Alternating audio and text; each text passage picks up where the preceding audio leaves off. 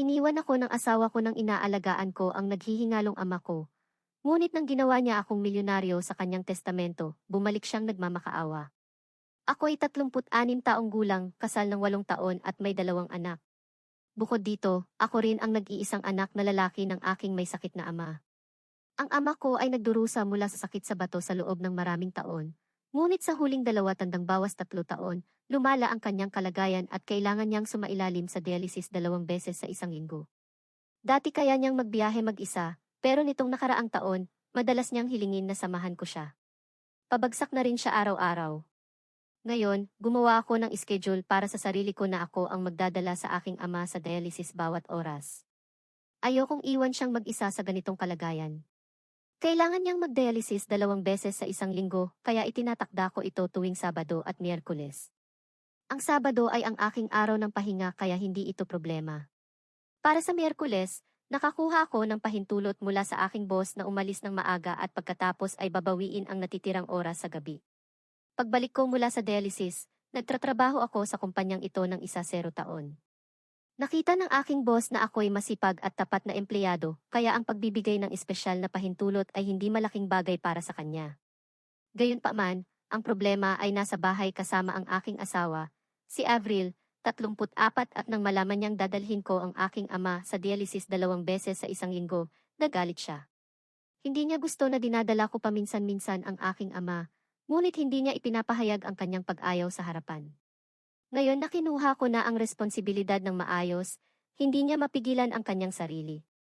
Sinabi niya na walang saysay na pag-aksayahan ko ng oras ang aking ama dahil kahit anong gawin ko, hindi siya kailanman magiging impresyonado sa akin.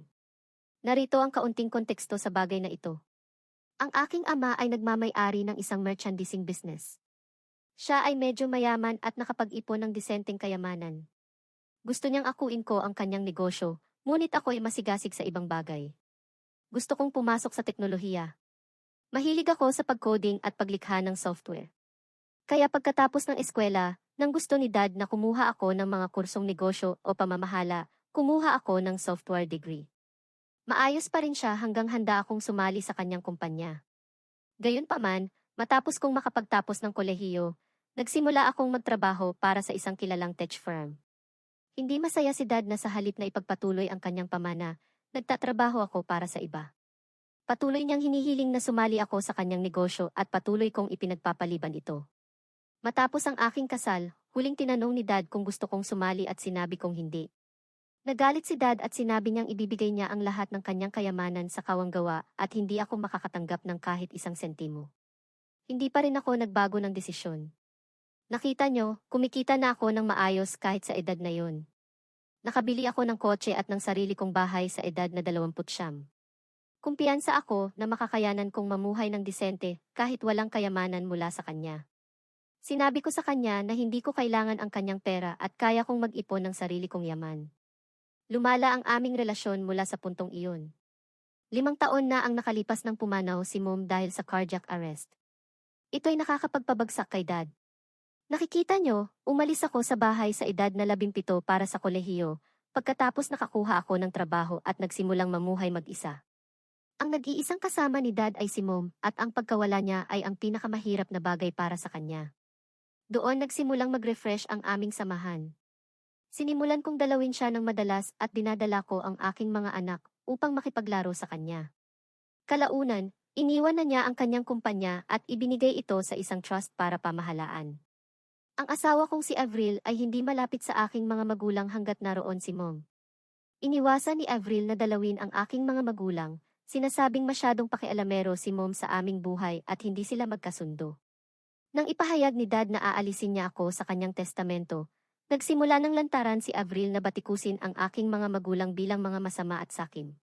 Pinilit kong manatili siya sa labas ng aking relasyon sa aking mga magulang ngunit palagi siyang sumasali at sinasabing ito'y bagay na makakaapekto sa aming hinaharap, lalo na sa aming mga anak.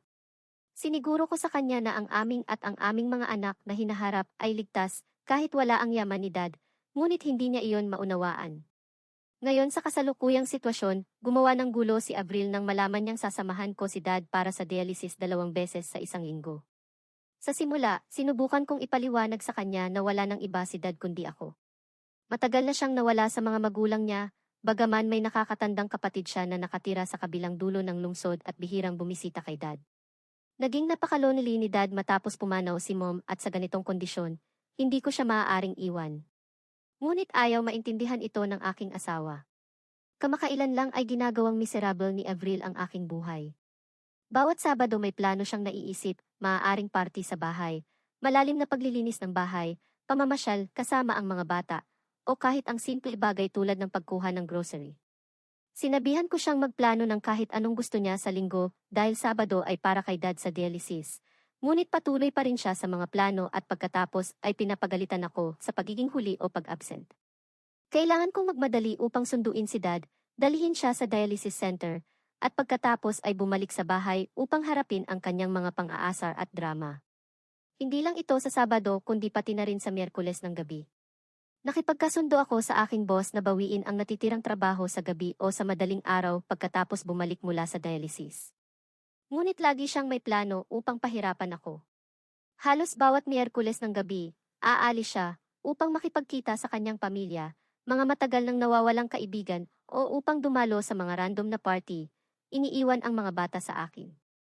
Kailangan kong balansehin ang aking trabaho, magluto para sa mga bata, pakainin ang bunso, at tapusin ang mga natitirang gawain sa aking trabaho. Ito'y pagkatapos ng isang nakakapagod na araw sa trabaho at sa dialysis center. Alam ko, ito'y mahaba, ngunit ganito kahirap ang aking kalagayan. Maraming beses na inihain ni Dad na hayaan siyang pumunta sa center, kasama ang nurse dahil nakikita niyang palaging nagmamadali ako at nakatingin sa relo. Pagkatapos i-drop siya sa bahay, hindi ko man lang naghihintay ng kahit isang segundo at nagmamadali pabalik. Kahit habang sinusundo siya, hinihingi ko na maging handa at lumabas bago ako dumating. May buong oras na nurse at tagapag-alaga si Dad para alagaan siya, ngunit nakakaramdam pa rin ako ng masama para sa hindi paglalaan ng oras sa kanya. Ang biyahe mula sa kanyang bahay papunta sa center ay 30 minuto. Dati ay nag-enjoy ako sa pakikipag-chat sa kanya sa biyahe tungkol sa magagandang araw noong bata pa ako. Ngunit sa pagdami ng drama ni Avril, ang tanging iniintindi ko na lang ay ang pagmamadali pabalik ng bahay. Karamihan ng oras, nag-overspeeding ako sa trapiko, kumukuha ng mga shortcut na daan at nag-overtake ng iba pang sasakyan para lang mapabilis ang biyahe. Ito lang ang oras na nakakapag-spend ako kasama si Dad at ayokong sirain yon o itigil sa pamamagitan ng paghingi sa kanya na sumama sa nurse. Ako rin ay may mga responsibilidad bilang anak. Hindi ko na kayang tiisin ang babaeng ito. Update 1. Lalong lumalala bawat araw. Hindi tinatantanan ng asawa ko ang paghadlang sa akin na samahan si Dad. Ang punto niya ay nawawalang pag-aksaya ng oras dahil tinanggal na ako ni Dad sa kanyang testamento at ibinigay na sa kawanggawa ang kanyang yaman kaya wala nang silbi ang pag-aksaya ng oras at lakas sa kanya. Hindi ko siya maintindihan. Ginagawa ba natin lahat para sa kita at lugi? Paano kung ang mga magulang ng iba ay walang yaman o mahirap, iiwan ba sila ng kanilang mga anak dahil wala silang maibibigay? Matapos makinig sa kanyang drama ng maraming buwan, sa wakas sinabi ko sa kanya na wala siyang mamanahin mula sa kanyang mga magulang kaya bakit siya bumibisita sa kanila palagi. Oh my God, nagalit siya ng todo dito at sinabing ang kanyang mga magulang ay nagbigay ng higit pa kaysa sa sakim mong ama. Sinusuportahan nila ako sa lahat ng bagay. Hindi sila tulad ng iyong ama na itinatwa ka dahil hindi ka sumama sa kanyang negosyo. Hindi ito ginawa ng aking ama sa akin, kaya huwag mong ikumpara ang aking mga magulang sa iyo. Hindi lang ito minsan, ganitong uri ng argumento ang nagiging karaniwan sa aming bahay halos tuwing Miyerkules at Sabado pagkatapos kong bumalik mula sa dialysis. Bawat oras, nagiging mas matindi at pangit ang mga argumento. Dati ay nakikipagtalo siya sa akin ng mag-isa, ngayon ay nakikita ko siyang sumisigaw at nagagalit sa harap ng mga bata. Hindi lang ito, narinig ko siyang sinisiraan ang aking ama sa harap ng mga bata at pinapalapit sila laban sa akin at kay Dad. Sinaway ko ito na nagdulot ng isa pang pangit na away sa pagitan namin. Ang pakikipagtalo ni Avril ay naging bahagi na ng aking buhay. Sa mga araw na hindi siya nakikipagtalo, pakiramdam ko ay may kulang.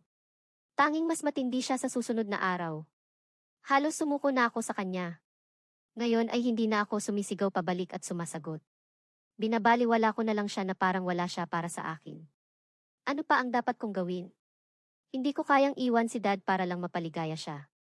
Wala akong pakialam kung tinanggal niya ako sa kanyang testamento. Ginawa niya ito dahil sa sarili kong desisyon. Tumanggi akong sumama sa kanyang kumpanya. Nais niyang ibigay ang kanyang pinaghirapang negosyo sa trust. Dapat na sobrang sakit nito para sa kanya. Ang kumpanya ay parang anak sa kanya at kailangan niyang ipagkaloob ito sa iba. May karapatan siyang itakwil ako dahil sinaktan ko siya. Minsan nararamdaman kong bumabalik ang karma sa akin dahil sinaktan ko ang aking ama. Sa kabilang banda, lalong lumalala ang kondisyon ni Dad. Hirap na siyang maglakad mag-isa. Kailangan niya ng suporta upang bumaba sa sasakyan. Upang makatipid ng oras, hinihiling kong lumabas siya at ibaba siya sa labas ng bahay. Ngunit ngayon wala na akong pakialam sa pagiging huli. Pumapasok ako upang maingat siyang ilakad papunta sa sasakyan at pagkatapos ay ihahatid siya sa kanyang kama hanggang sa maayos siyang makapahinga. Nahihirapan din siyang huminga kaya tinitiyak kong maglakad siya ng mabagal ayon sa kanyang gusto. Habang nagmamaneho akong maingat upang hindi mag-overspeed at mapataas ang kanyang pulso. Wala akong pakialam na mahuli sa aking bahay dahil ang pagmamadali papunta doon ay hindi rin nakakatulong. Kung sakaling makipagtalo pa rin ako sa masamang babaeng iyon, bakit hindi ko na lang mapaligaya si Dad? Ang casual kong pananaw ay nagpalala ng sitwasyon at kahapon, sinabi ni Avril na kailangan kong pumili sa kanilang dalawa, si Dad o siya. Sinubukan kong ipaliwanag sa kanya na si Dad ay hindi magtatagal kasama namin. Nakikita ang kanyang kondisyon, hindi mukhang tatagal pa siya. Sumagot siya ng patuya, kung ganoon, kailangan mong pumili ng mabuti, ang taong makakasama mo magpakailanman o ang taong malapit ng mamatay. Napaka-insensitive ng kanyang sinabi. Sinabi ko sa kanya, alam mo, mas pipiliin ko si Dad kaysa sa iyo na napakasama at makasarili sa isang naghihingalong tao. Nag-impact siya at umalis. Hindi ko siya pinigilan. Kailangan niya ng oras upang magpalamig at kailangan ko rin ng espasyo mula sa kanya. Sa kanyang pag-alis, ako ang nag-aalaga ng bahay, mga anak, si Dad at ang aking trabaho. Ngunit nararamdaman kong napakaluwag at napakalma. Ang kanyang pagkawala ay talagang nakakaginhawa para sa akin. Noong isang araw, bago kahapon, pinadala niya sa akin ang mga papel ng diborsyo. Inaasahan ko ito sa isang banda, ngunit hindi inaasahang darating ito ng ganito kabilis. Nagulat ako ngunit sa loob ko, masaya at naginhawa ako. Hindi ko siya tinawagan. Nilagdaan ko ang mga papel at pinadala pabalik. Nakapagtataka, hindi niya hiniling ang kustodiya ng mga bata. Iyon lang ang klausa na pinoproblema ko, ngunit malinaw na hindi niya nais sila. Nang matanggap niya ang mga papel, tinawagan niya ako pabalik at sumigaw kung paano ko napirmahan ito nang hindi man lang siya tinatawagan at pinakiusapan. Nakakatawa, di ba? Sinabi ng kanyang ina na dapat daw ako kumilos na parang lalaki at subukang patahimikin ang kanyang asawa pabalik sa kasal sa halip na basta permahan ang mga papel. Nakakatawa, di ba? Bakit ko gagawin yon? Gusto niyang magdiborsyo at sumang-ayon ako. Napakabuti nito para sa akin. Nakawala ako sa kanya ng walang abala. Tinukso ko pa siya na iniwan niya ang mga bata at hindi niya sila gusto. Sinabi niya, maaari kong kunin ang lahat ng aking mga ari-arian, kabilang ang aking 2 anak. Ayaw niya ng kahit alinman. Sinabi ng kanyang ina na bata pa si Avril at ayaw niyang magdala ng mga anak sa kanyang balikat. Sinabi ko, mabuti para sa akin. Masaya akong makasama ang aking mga anak. Updated 2, napakalungkot na balita, pumanaw si Dad noong nakaraang linggo sa kanyang pagtulog. Nakatulog siya ng masaya at kontento pagkatapos maglaro, kasama ang aking mga anak at hindi na nagising. Sabi ng doktor, pumanaw siyang payapa. Ang doktor, ang kanyang nurse, at maging ang kanyang tagapag-alaga ay nagsabi na masaya si Dad pagkatapos naming lumipat sa kanya at talagang pinalawig nito ang kanyang buhay sa mga buwan na ito. Malapit na siyang sumuko bago kami lumipat. Napakalungkot mawalan ng nag-iisang magulang, ngunit masaya ako na nagkaroon siya ng masayang mga huling buwan ng kanyang buhay.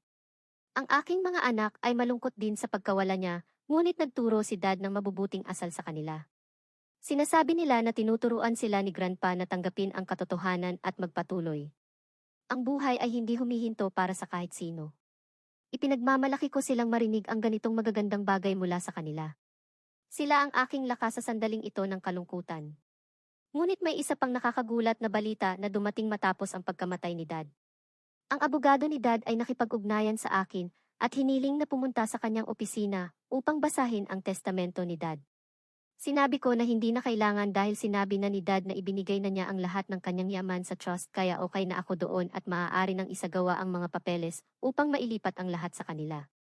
Tinanong ko kung kailangan kong evacate ang bahay ni Dad dahil iniisip kong ibinigay rin iyon sa trust. Tumawa siya at hiniling na pumunta na lang ako. Nang pumunta ako roon, naroon na ang mga miyembro ng trust. Ang abogado ay tinawag na rin sila.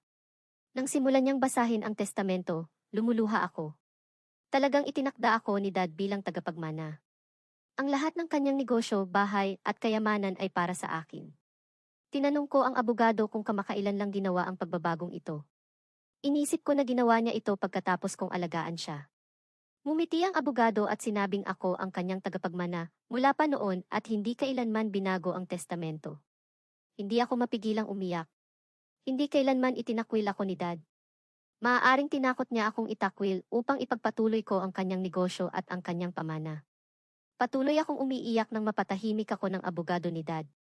Sinabi ko na pinapatay ako sa loob na nasaktan ko si Dad sa buong buhay ko, ngunit palagi siyang nag-aalala para sa akin.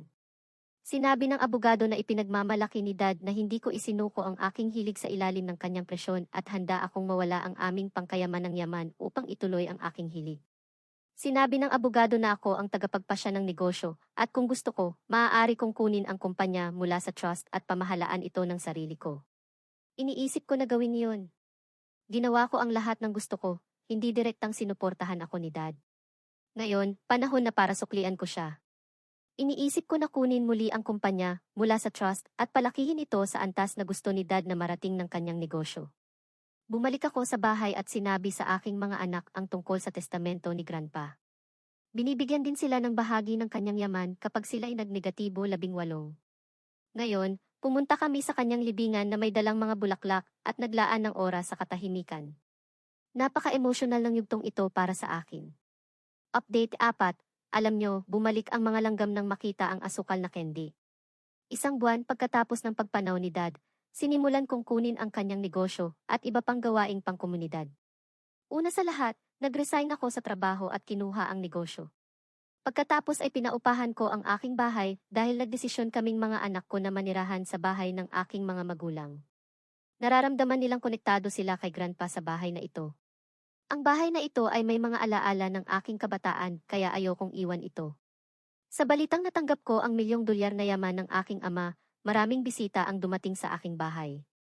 Mga matagal ng kamag-anak, kaibigan at kapitbahay. Ngunit ang pinakakagulat na bisita ay ang aking dating asawa na si Avril at ang kanyang mga magulang. Pumasok sila sa bahay na umiiyak na hindi nila alam ang tungkol sa pagpanaw ni Dad kung hindi ay dumalo sana sila sa libing. Sabi ng kanyang mga magulang ang lahat ng magagandang bagay tungkol kay Dad. Niyakap ni Avril ang mga bata at umiyak na miss niya sila. Tinanong ko siya kung miss na miss niya ang mga bata, bakit hindi siya bumisita sa kanila sa nakaraang 7 bawas 8 buwan. Sinabi niya na pumunta siya sa aming bahay, ngunit nakasarado ito. Ano ba yan, sabi ko, hindi ka ba nag-alala tungkol sa iyong mga anak nang makita mong nakasarado ang bahay? Hindi mo ba naramdaman na kailangang tawagan ako at tingnan kung maayos ang mga bata? Wala siyang sagot. Sabi ng kanyang mga magulang, kalimutan na natin ang nakaraan, ngayong wala na si Dad, may iwan ang mga bata sa bahay kapag ako'y nasa trabaho. Kailangan nila ng ina kaya't mas mabuting magbalikan kami. Tumawa ako sa kanilang mukha sa mungkahi na ito. Kailangan ng mga bata si Avril noong iniwan niya sila sa akin. Ngayon ay nasanay na ang mga bata sa kanyang pagkawala at ayokong bumalik siya sa buhay ko. Nagsimulang umiyak siya. Umalis ang kanyang mga magulang. Hinawakan niya ang aking mga kamay at nagmamakaawa na magbalikan kami. Sinabi niyang mahal niya ako at miss niya ang pagiging kasama ang mga bata. Tumawa ako at sinabi, alam mo, hindi mo ako mahal. Mahal mo ang yaman na iniwan ng aking ama sa akin. Kaya ng iyong sakim na mga magulang ay narito sa aking pintuan upang sumipsip sa aking pera.